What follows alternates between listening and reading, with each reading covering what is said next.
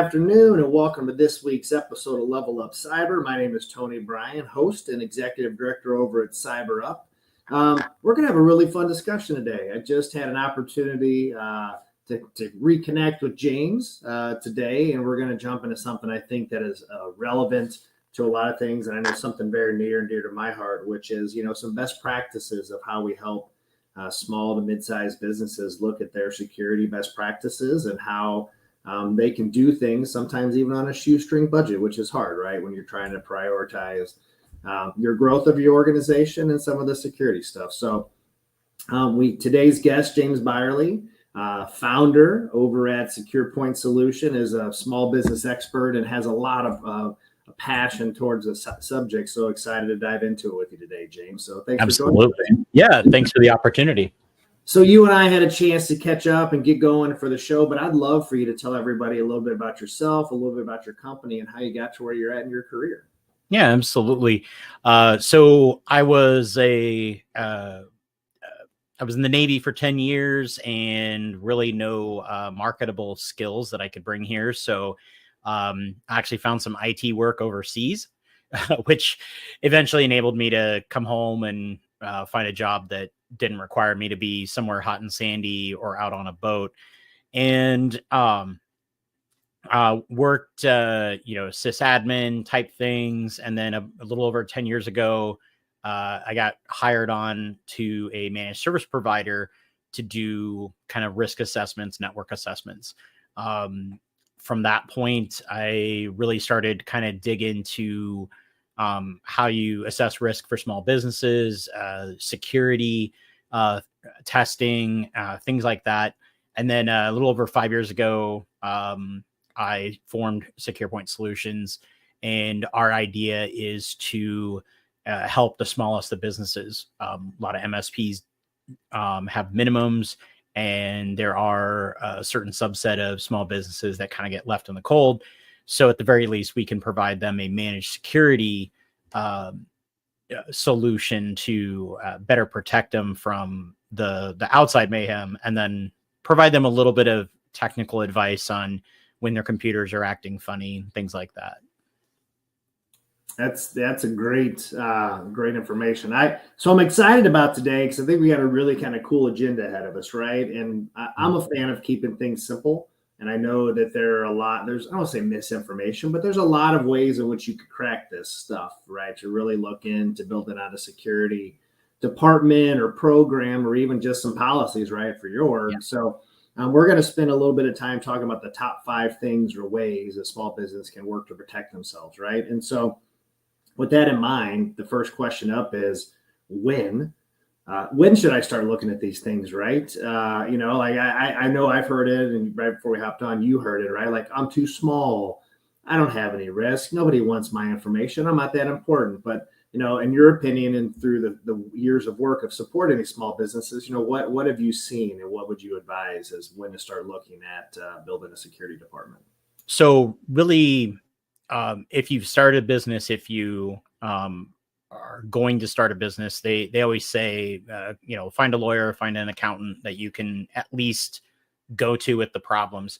I would add a tech person. And I won't disparage, like a developer or anything, like any particular area of tech, but find somebody that understands some hardware, understands some security, somebody that could help steer you in the right directions. That way you don't go to the big box stores and you buy the worst possible laptop ever, or you buy products that are just known not to be great.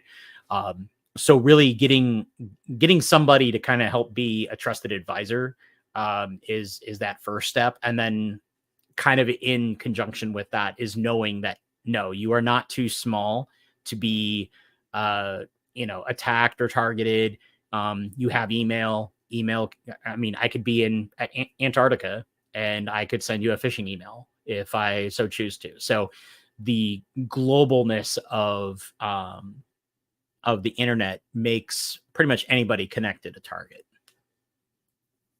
That's a great answer. So next thing up, what is the single thing that you think is a pretty solid place to start for any small to mid-sized businesses that is a non-negotiable? You should at least, at a minimum, start to do these types of things. Oh man, MFA, all the things. If you can put multi-factor authentication on, all of your business web apps, even your computers, if you're feeling a little froggy, yes, passwords are important, and we'll talk about that. But the MFA part really is the big thing, and don't people shouldn't get hung up on the method. Yes, we know that SMS based two-factor is not all that great, but if you're trying to help, your favorite barista at their coffee shop understand a little bit about security risk, it's perfect start right there. Hey, you don't want to install an app, you don't want to use your fingerprint or anything. Cool. Can you let the phone get a text message with a code? And then following that up with a little bit of training to understand that if you didn't try to log in, that code or that thing should never fire. We see a lot of the MFA fatigue where they'll spam the alert in hopes that the user just says, screw it, and, accepts it. Know that, unless you are trying to log in, that's not going to go off. And that's a big piece to it. Yeah. Just for a point of I think clarity, will you dive in a little deeper to what is multi-factor authentication and why? Yeah. And like just the ins and outs of how it works, right? Because I think a lot of people understand or have a similar concept. But I know for me, just through other instances, I've oh crap, I've recognized why it is so important and why it does prevent some of those things, or how, more importantly, how it does. Yeah. So multi-factor authentication is really just that blanket term. So you already have, in most scenarios, you already have a couple factors of authentication, your username, your password. But then other steps that'll go beyond that are, providing additional information. So something, something you have in maybe the form of a physical token, a set of codes that are on your phone that you type in, even as far as maybe a fingerprint. MFA can even be kind of set up to be geo specific. So I know a lot of time card systems kind of do that, where you can't necessarily try to clock in from the parking lot because you're not close enough, or you're not on the right network, things like that. So really, it's just an extra step that somebody shouldn't be able to get because it's actually in your possession. That phone, that code, and whatnot. It's something that shouldn't be able to be stolen by an outside threat. They can maybe get your password because you've used it in a variety of places, or you got phished and didn't realize it. They can probably get your email or your username. Those are not difficult things to get that often, but getting physical access to your phone or a fingerprint, unless somebody's going to steal your thumb or something, you're probably safe there. I have been reading books lately that's a way to get into phones, right? But that's neither here nor there. Don't steal thumbs is probably a moral to some story of there. Right. So if we move to the second aspect of this, right? What is another, non-negotiable kind of step that you would recommend for a small business to embrace? Having good asset management, and kind of with that, some endpoint protection. We see a lot of times, a company will go out and they buy a 5-pack of, whatever AV popped up in their search. And they kind of leave it at that. And so we'll talk with them and say, all right, if we compare this to like a car and to car safety, we'll say, great, you now have a car that has brakes and you don't have an airbag or a seatbelt. We can all agree, I know people who don't like seatbelts. I know people who don't like airbags. Everyone's got an anecdote of somebody, not making it because of one of those failing. But by and large, the more layers of safety you have, the better outcome you have in the event of an accident. Same thing with security within reason. If the attacker bypasses your antivirus and there's something else there to protect it, that is awesome. And that's something that we do with our own clients, but we even do talk to businesses that, if they maybe for whatever reason do not want to work with us, and we just say, hey, not a problem. We can give you a couple of suggestions on things that you can implement. And if one gets bypassed or stops working all of a sudden, the other one can pick up the slack. Even if it's just an email to the owner of the company saying, hey, something wonky has happened. So I think that is a piece that it's not super hard to enable, but 99% of your business owners are probably not going to make that leap. They're like, well, I just left the store with the license pack of AV. Oh, what else do I need? And it's like, well, you need a lot more. Yeah, good advice. Another part we had talked about a little bit is in line with that two-factor authentication is, what are tools or, how are we making sure that when our employees do log in with credentials that we're providing them some tools? Because I don't know about you, I have 9 million passwords that I've got to store at this point, for all the different technologies and software, which they're great, but at the same time, we want to use different passwords. We want to be secure. So, what are, we talked a little bit about password management. What advice would you give for those small businesses to create some policies or maybe tools for that? Yeah. I mean, find a password management solution that works for you. If you're just a solopreneur, and you maybe don't really want to get burdened down with, buying a software solution and all this, some people are going to get really upset with this, but I'll also contend that those people are not security mature enough to think it through. Just get a notebook. The password notebooks that you see at Walgreens and other stores, and you see them every so often on social media where people trying to make fun of it. Well, first off, there is not a big label that says password notebook. That's a sleeve that removes. The book just looks very nondescript from the outside. You open it up. Some of them have kind of pre-filled fields for you to add stuff. Do it that way. If you're a small business or, and it's one or two people and you have credentials that are important, just write them down and put them in kind of an out of the way place. Most of us, if you have a brick and mortar office and somebody breaks in, they're not going to hunt down your little black book. They're going to grab whatever that they can carry and run out of the store, whether that's your computer tower, that's whatever widget that you make. I said baristas earlier, if they run off with your coffee machine, that's what they're going to target. And same thing, even if you're working from home, somebody breaks into my house, they're not going to make their way into my office and grab a notebook that I have. Because the alternative of trying to do password management in sort of a written form like that usually ends up being the passwords that are on the computer desktop. And then when, if that user gets compromised, a good attacker is going to start trying to find creds for other stuff. I know when we do security assessments, any computer that we touch, the first thing I do is I search, wildcard, password, wildcard, and see if anything shows up in there, anything that's useful. So if I'm doing it, I'm going to guess a lot of attackers are doing it. And now that gets you, access to a cloud password, access to banks, access to probably everything else for that business. If you're a little more advanced, talk to your tech friend that you should have gotten when we talked about the first step. Say, hey, can you show me how to use or set up LastPass, OnePass, whatever the case may be, and start implementing that as well.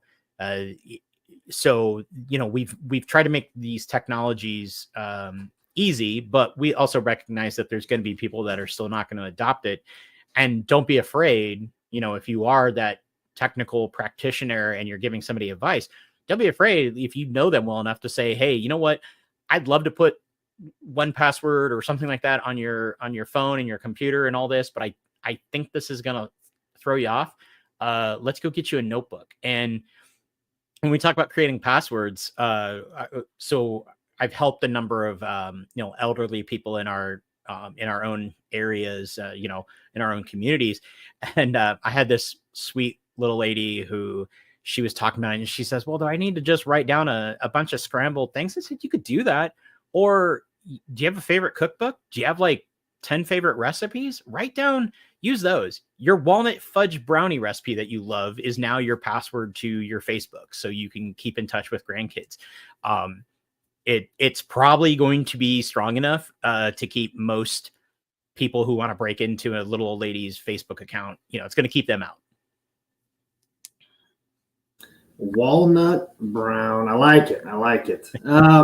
So far we've got, right, have a good IT friend, that you can lean into, or a trusted consigliere, right? We've got a little multi-factor, two-factor authentication, and some password management. So kind of moving forward into that now, I'm going to tee this one up with a softball if I can really well, right? So, now we've got a couple of tools, and so we really want to create this culture of security, right? So there's really only one good way to start kind of getting people involved, understanding, what's your hot take on kind of security awareness for orgs, and what's some good best practices you would recommend for those.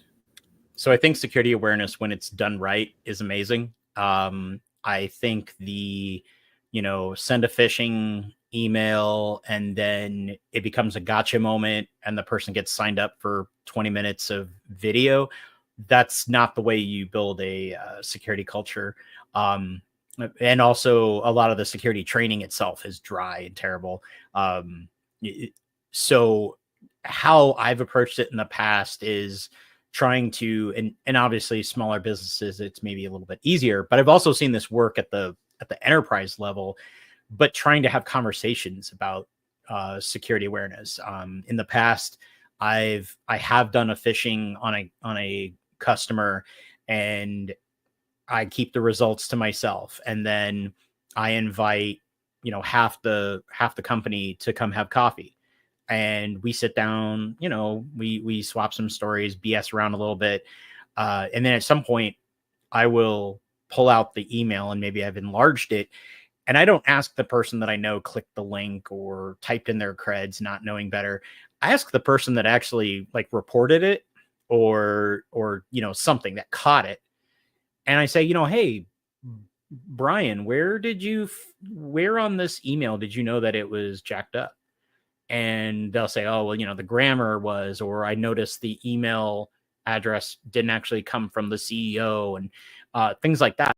And so instead of me teaching or lecturing, it's now Brian from marketing who is sort of telling his peers how he saw it. And I'm just there to facilitate the conversation.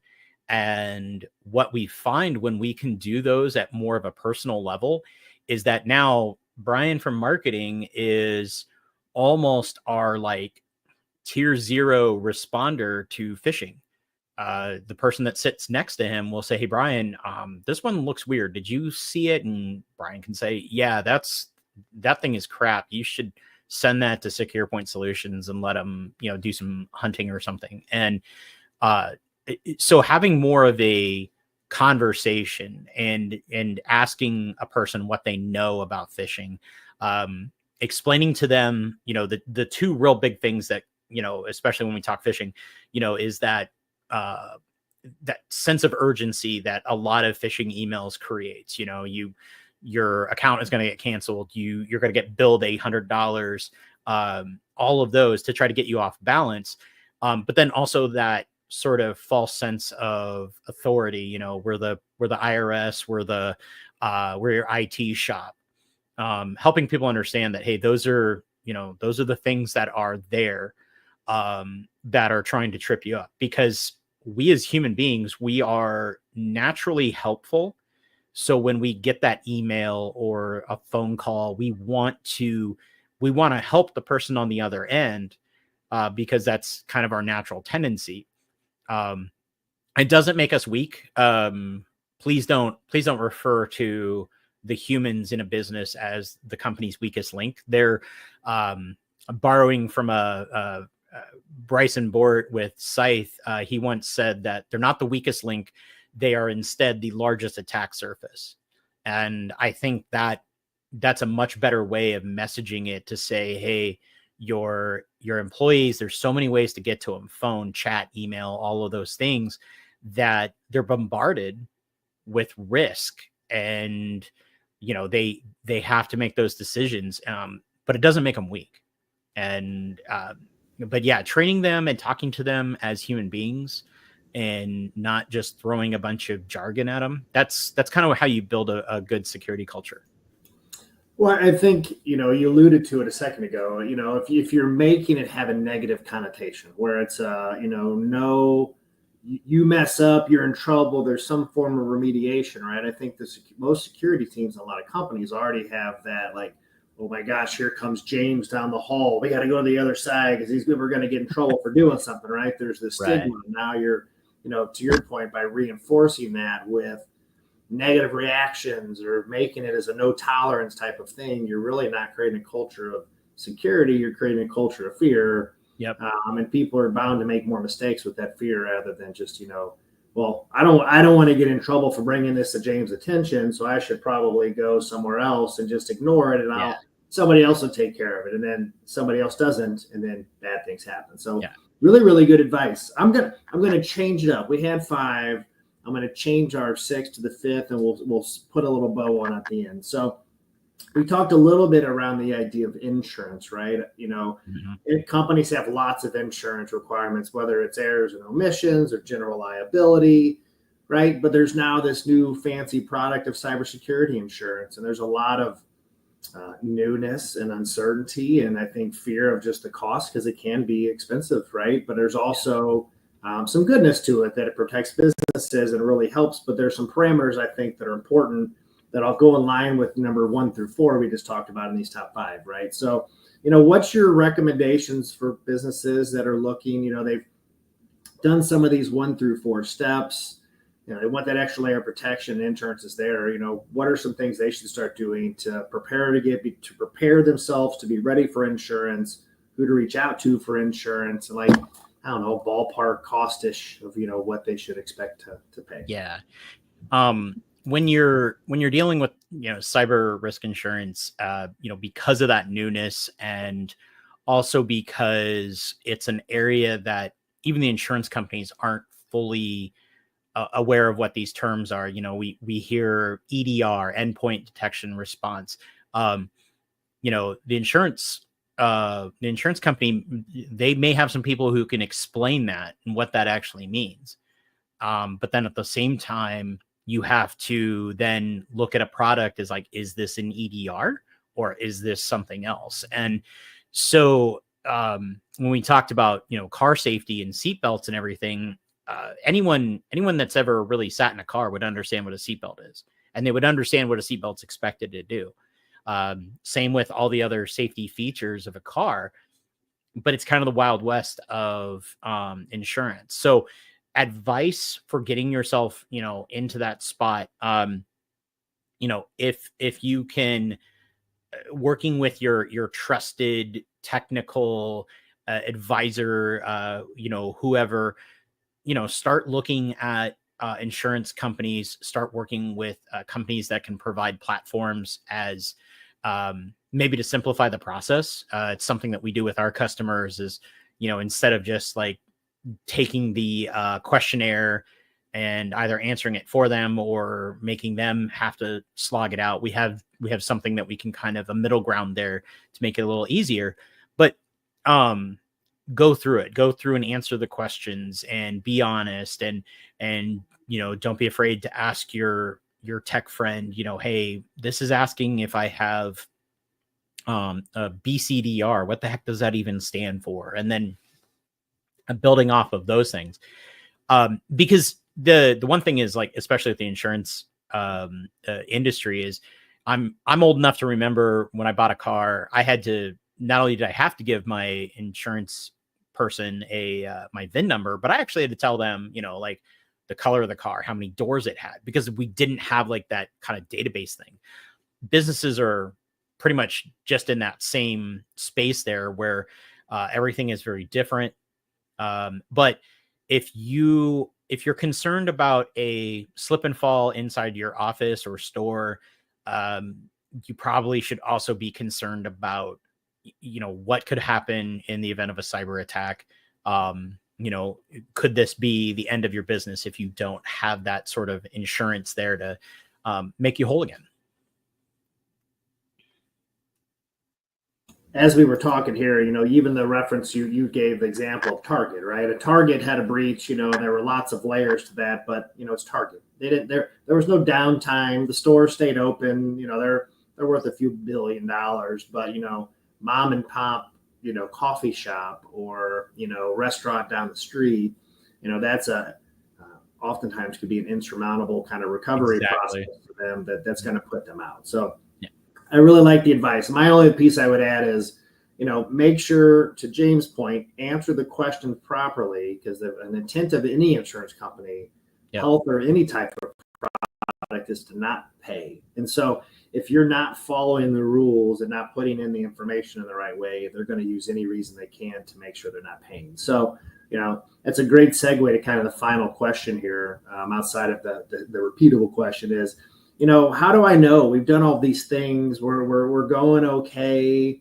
But I got this like nagging thought in the back of my mind is, am I doing enough? Right. So when would I know I need to go to somebody, whether managed service or managed security service, like Secure Point Solutions? Like, when do I know when I need that next layer of help and to bring in a professional to give me that assistance?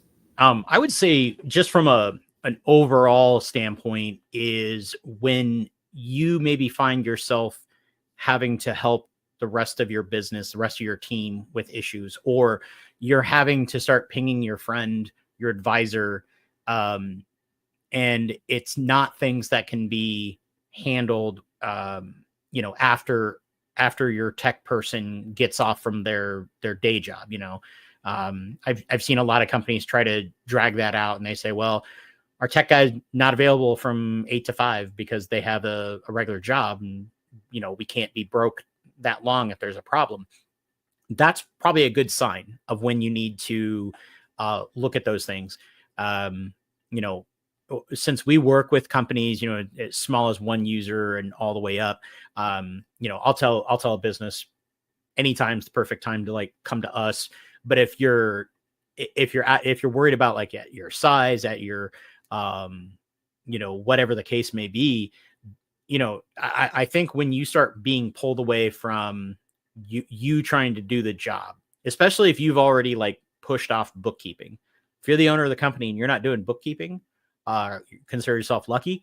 And that's probably a good sign that maybe you could look at not having to worry about your tech and start outsourcing those things to other companies.